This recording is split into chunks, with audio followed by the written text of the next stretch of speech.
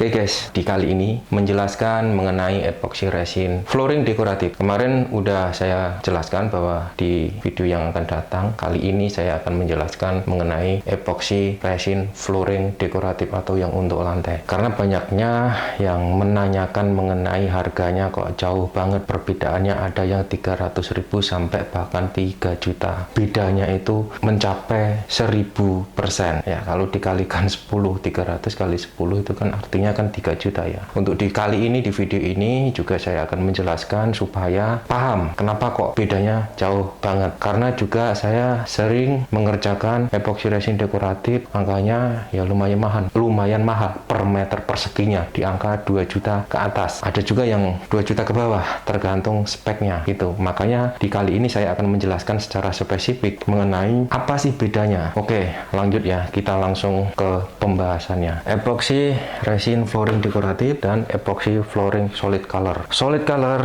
itu ada dua jenis, satu self leveling dan satunya non self leveling. Yang non self leveling atau yang tidak langsung merata dengan sendirinya itu ketebalannya 300 mikron rata-rata ya, kita ambil flatnya. Nah kemudian yang self leveling ketebalannya 500 mikron sampai 600 mikron, itu kurang lebihnya segitu. Kemudian epoxy flooring dekoratif ada yang 1500 mikron ke atas, ada yang 1500 mikron ke bawah. Itu pun nanti yang menentukan harganya. Jadi untuk yang ketebalannya 300 mikron itu rata-rata kisaran harga 200.000 sampai dengan 300.000.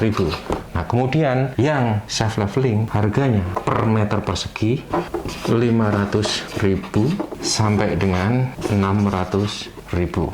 Oke, paham ya? Artinya harga itu ditentukan dari ketebalan epoksinya gitu, bukan dari bahannya. Kalau bahannya sih kurang lebihnya sama ya, tergantung nanti disesuaikan dengan kesepakatan mau pakai merek apa, dari produknya siapa. Jadi itu kesepakatan antara aplikator dan customernya. Dan kemudian jadi ini yang membuat banyak yang kaget mengenai harga yang dekoratif, dikiranya murah. Kenapa dekoratif? Ini saya bahas yang 1500 mikron dulu. Bahkan ada yang berani 800 mikron sampai 1000 mikron. Sebenarnya di sini karena si aplikatornya atau penjual jasanya itu memikirkan customernya, supaya customernya ini mendapatkan harga yang relatif murah. Nah kemudian untuk yang bermain di 1500 mikron ke atas sampai 3000 mikron, bahkan bisa lebih, bisa sampai 5000 mikron. Nah kenapa kalau yang di sini makin mahal, sementara yang di sini harganya itu 800 ribuan sampai 1 juta.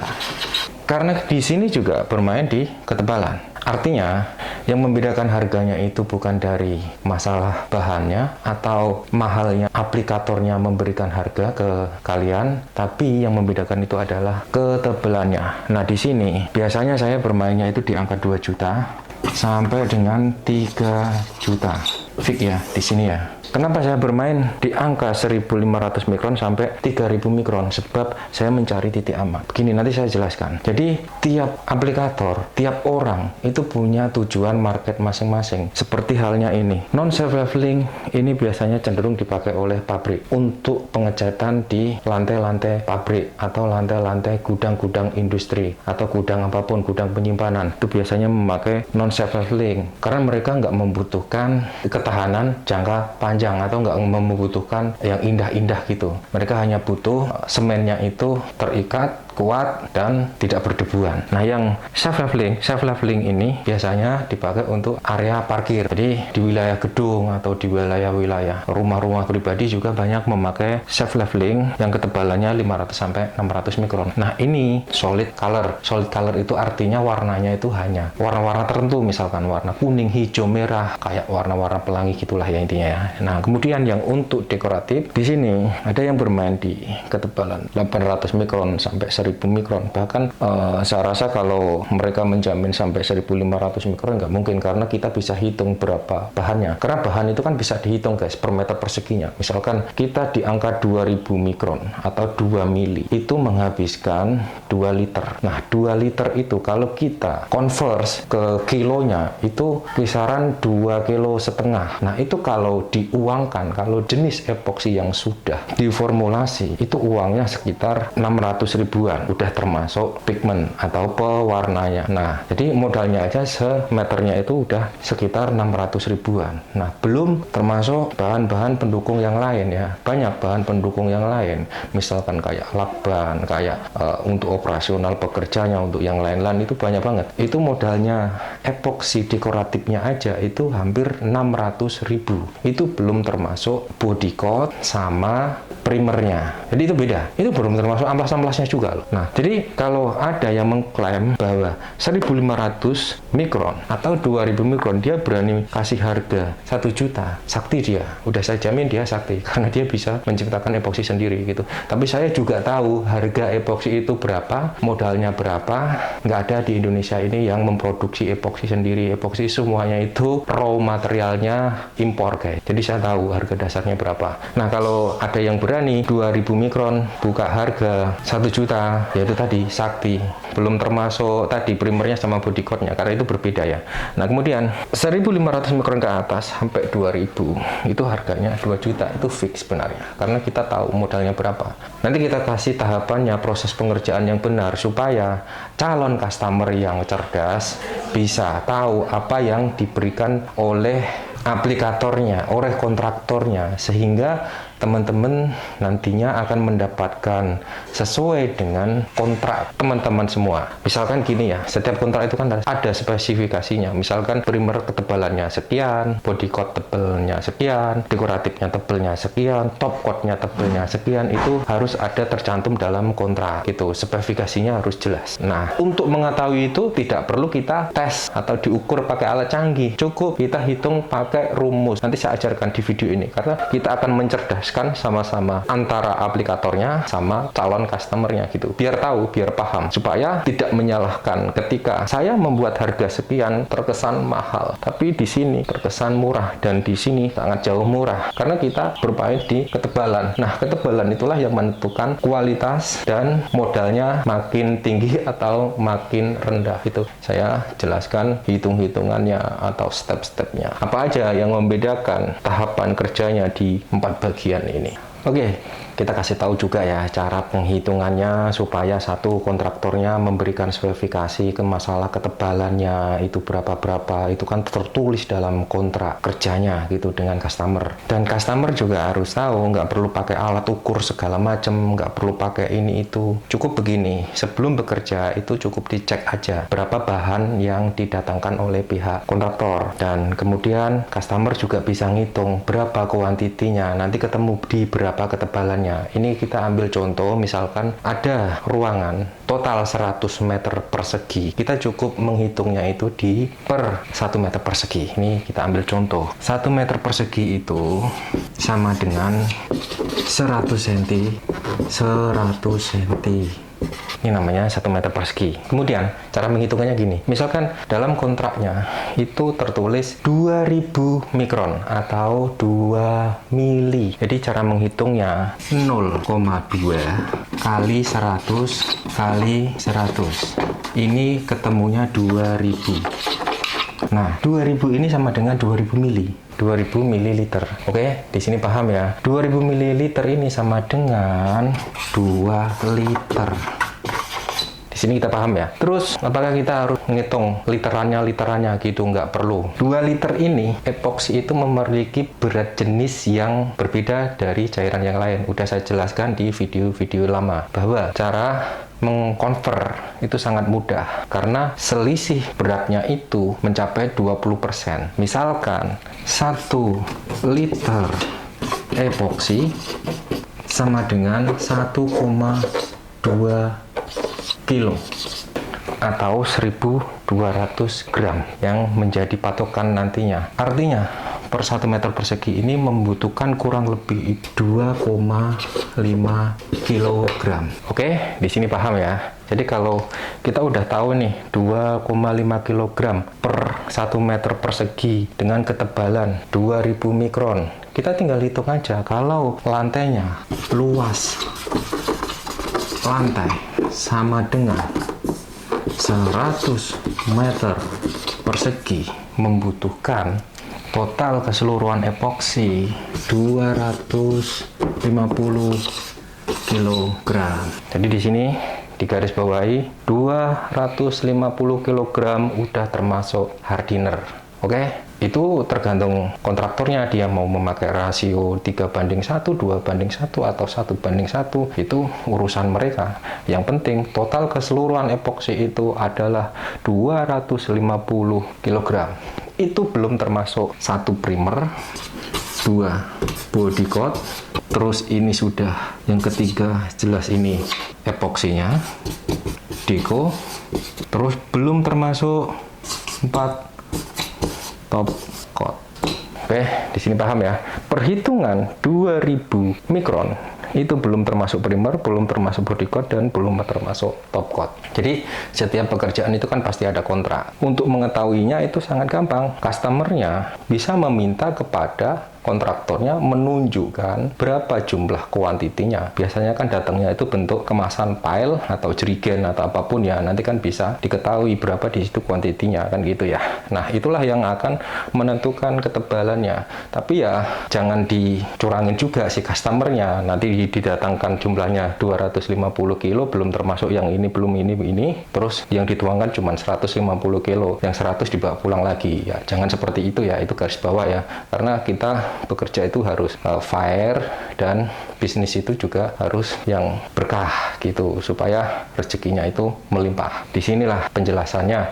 Apabila customer pengen mengetahui benar nggak yang dituangkan itu nantinya jumlahnya itu 2000 mikron. Nah, kemudian untuk body coat juga sama. Misalkan body coat itu kontraknya atau spesifikasinya mereka memberikan 1000 mikron, artinya kan separuhnya dari ini ketebalannya. Berarti kan 125 kilo untuk body coatnya. Nanti untuk top coatnya berapa mikron yang dia berikan. Nanti kan tinggal dihitung aja gitu. Sangat gampang kok untuk mengetahui apakah si kontraktor ini bekerja sesuai dengan kontrak ataupun enggaknya gitu. Nah, itu penjelasan mungkin menjadikan satu pengertian ke depannya bahwa apa yang saya kerjakan itu juga ada SOP-nya sehingga customer tidak merasa dirugikan. Saya juga memberikan kualitas yang sesuai dengan perjanjian yang kita sepakati. Oke, kita lanjut. Udah berisikan dulu. Jadi kita jelaskan satu-satu tahapan kerjanya seperti apa ya. Kenapa ada yang murah dan terus ada yang mahal. Nanti calon customer dan calon aplikator, bahkan aplikator yang sudah jalan, supaya kita bisnis itu fair, jadi tidak ada yang ditipu dan tidak ada yang dirugikan gitu.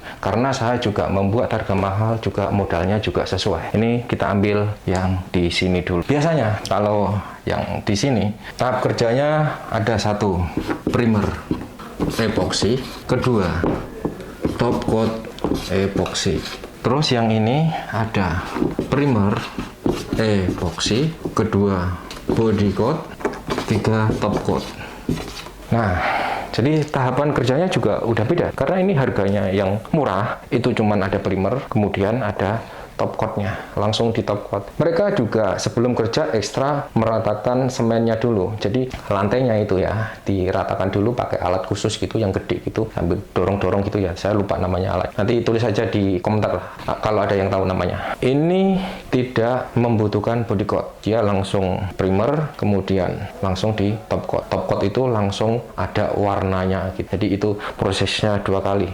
Nah, kemudian yang ini kebanyakan aplikator dia ada minimal pekerjaannya. Minimal itu kalau nggak salah 1000 meter. Jadi kalau teman-teman mau pakai jasa yang ini, kalau cuma 300 meter atau 200 meter, kayaknya susah banget untuk nyuruh mereka gitu loh. Karena mereka punya peralatan yang lumayan gede ya, yang saya bilang tadi, dia untuk meratakan lantainya. Karena kalau tidak diratakan, nggak di levelingkan dulu lantainya, maka dia akan banyak menghabiskan bahan gitu. Supaya untuk irit, dia memakai alat tuh gitu ya. Dia juga kerjanya juga nggak bisa lama-lama, karena dengan kuantiti yang banyak, mereka itu ada target. Misalkan 1 1 minggu itu selesai gitu, dalam hitungan cuman 4 orang atau 5 orang ya, di 1000 meter itu seminggu itu selesai, itu targetnya.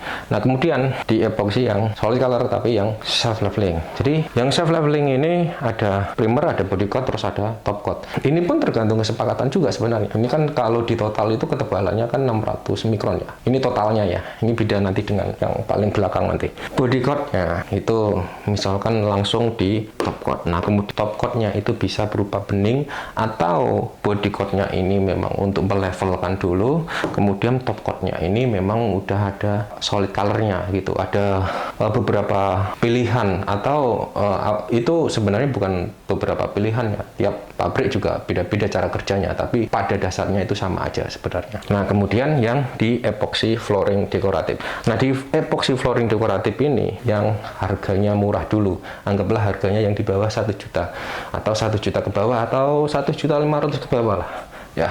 Oke.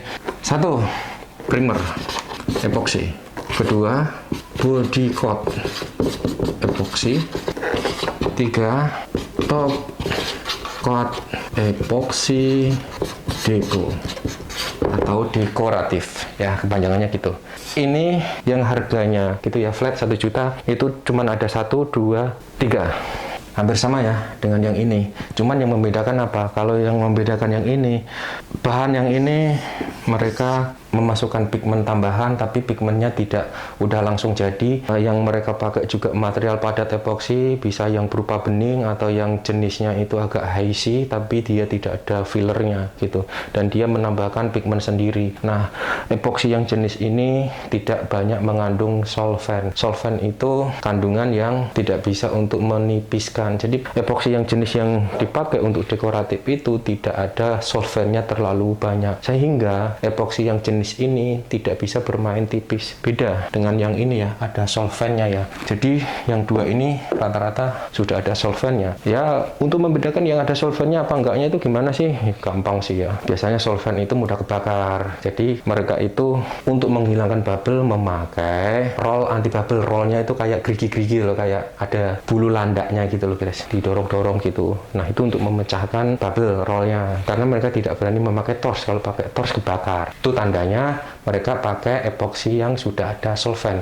Nah kenapa ada solvent ya? Karena solvent ini tujuannya untuk membantu menipiskan bahan epoxy itu. Tapi solventnya itu ada jenisnya tertentu, nggak usah saya sebutkan karena itu wilayah pabrik, saya juga kurang paham solvent apa yang dimasukkan. Nah kemudian kalau yang ini kita lanjut ke sini ya. Top coat epoxy dekoratif ini epoxinya non solvent lah, bisa dikatakan non solvent, karena kalau misalkan ada juga 5% itu pun tidak respon terhadap api ya. Makanya kalau kita torch gitu, kita bakar-bakar untuk menghilangkan bubble supaya dia makin mengkilat gitu, dia nggak akan kebakar karena solventnya itu ya paling 5%. Kalau di sini kan solventnya mungkin di atas 50%. Kalau yang di dua ini itu yang membedakan pemakaian dekoratif. Karena kalau dekoratif memakai yang jenis pakai solvent itu sangat kesulitan, gradasinya nggak terlalu bagus guys gitu. Nah kemudian kita bahas yang sering saya kerjakan gitu. Jadi inilah penjelasannya sambil saya mengedukasi buat calon customer sama aplikator biar sama-sama fair. Kita berbisnis itu fair, kita usaha itu fair gitu.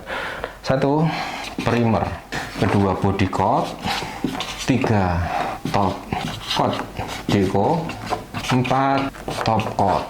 Top coat ini ada beberapa pilihan, bisa 1 doff, 2 gloss, 3 satin. Nah, jadi ini ada beberapa pilihan gitu ya. Artinya ini ada 4 jenis tahapan pekerjaan. Nah, kemudian kita jelaskan satu-satu dari 2 ini. Ini primer epoxy. Jadi primer itu tidak dihitung ketebalannya. Mau 300 mikron, mau 200 mikron, mau 100 mikron, kita tidak hitung ketebalannya. Kemudian di body coat. Body coat itu sebenarnya tujuannya untuk meratakan. Oke, paham ya sampai di sini ya. Nah, body coat ini ketebalannya 500 mikron sampai 1000 mikron. Kalau saya ini body coat yang ini yang saya pakai itu 1000 sampai 2000. mikron. Kalau di sini dia memakai cuma 1000 mikron, paling tinggi. Di sini bedanya udah paham ya, body coat itu juga epoksi guys. Jadi tujuannya apa body coat itu? Untuk melevelkan dulu. Karena kalau tidak dilevelkan, diratakan dulu medianya atau lantainya, dekoratif itu susah.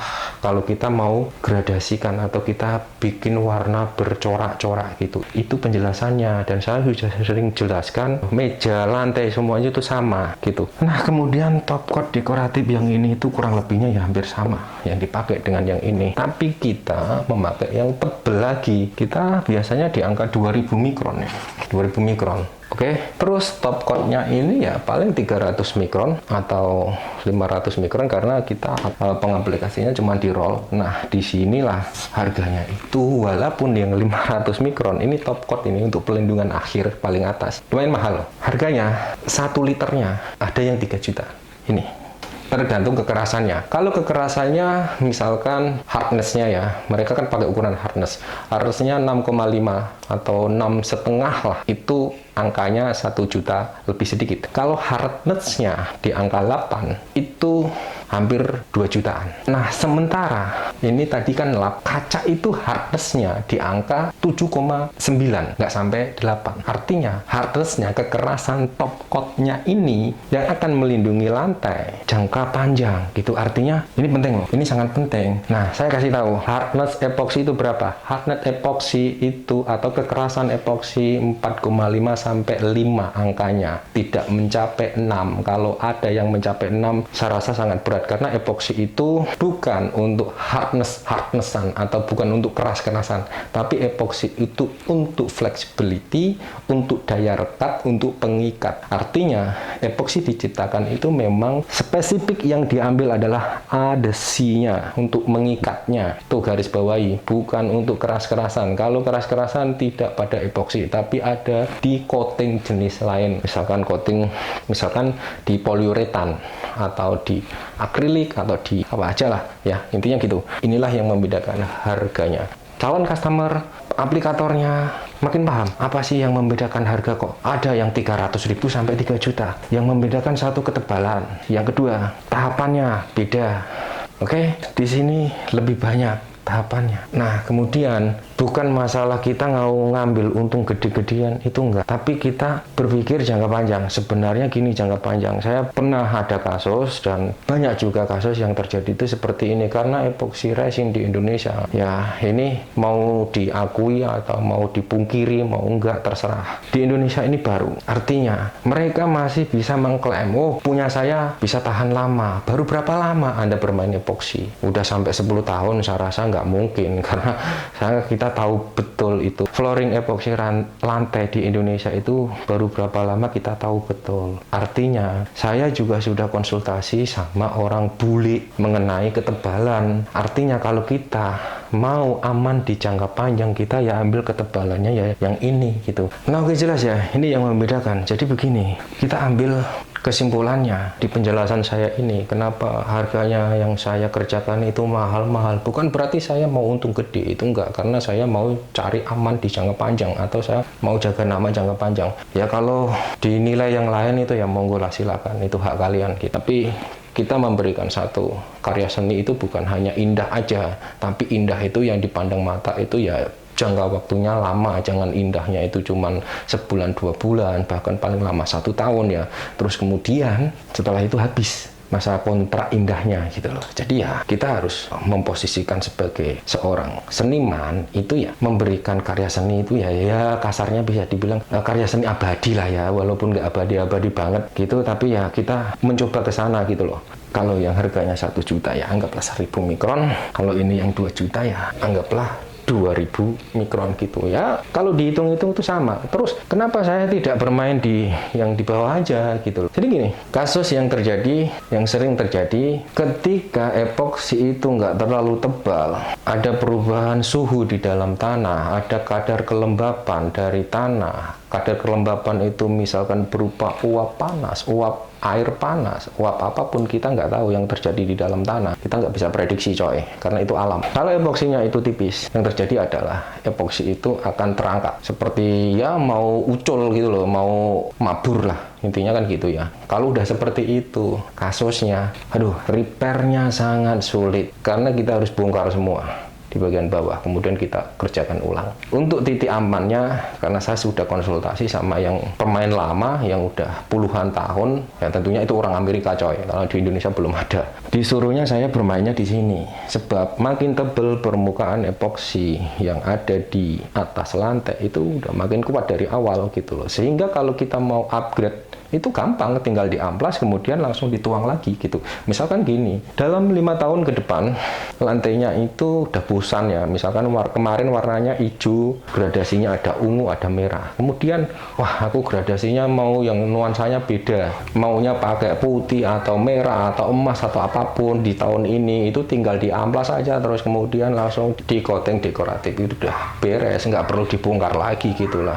Nah kemudian kalau ada kasus misalkan di ketebalan 1000 mikron di angka 1 tahun, itu saya nggak berani menjamin karena tahu betul, tapi saya tidak mau menjatuhkan usaha orang gitulah. Tapi ya kita cari titik amannya aja gitu loh. Artinya silakan harga disesuaikan dengan budget yang akan dikeluarkan oleh customernya, itu memang usaha harus seperti itu gitu loh. Tapi kenapa saya memilih yang di level yang paling tinggi? Karena saya juga mau titik aman, saya nggak mau repot jangka panjangnya gitu. Karena gini, mau jangka panjang, aman jangka panjang, tidak mau ribet, tidak mau repot. Nah oke, itu penjelasannya mengenai epoksi dekoratif yang harganya mahal. Nah kemudian yang harganya murah juga ada, ya terserah sih, tergantung budgetnya customer mau di ketebalan berapa. Mau ketebalan yang paling ujung monggo, yang nomor 2 monggo, nomor 3 monggo, yang terakhir monggo. Itu hak customer dan hak customer yang memiliki duit untuk mengeluarkan budgetnya untuk memilihnya gitu. Artinya ya kita sama-sama aplikator juga sebaik mungkin memberikan edukasi yang benar sehingga customer mendapatkan sesuatu yang dia inginkan, yang seperti yang diimpikannya, sehingga usaha kita juga akan berdampak jangka panjangnya gitu. Like, subscribe, jangan lupa, tunggu video selanjutnya. Mudah-mudahan penjelasan ini bermanfaat buat teman-teman semua. Ciao.